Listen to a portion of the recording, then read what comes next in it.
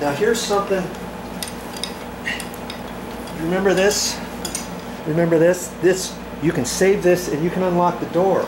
Here, I'm locking the door.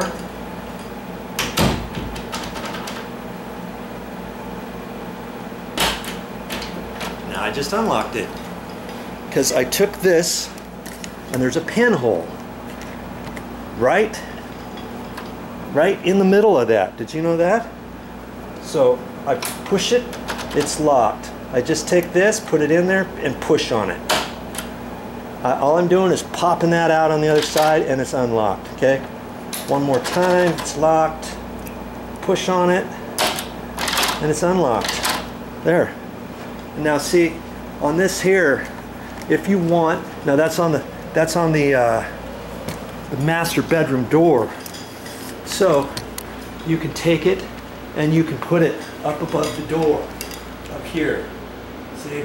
But I'm not going to do that because there's, the bathroom is over here, right? There's another bathroom over here and there's a guest room over here. So I'll put it in this, little cubby area, okay? More so than right out there in the wide open area, okay?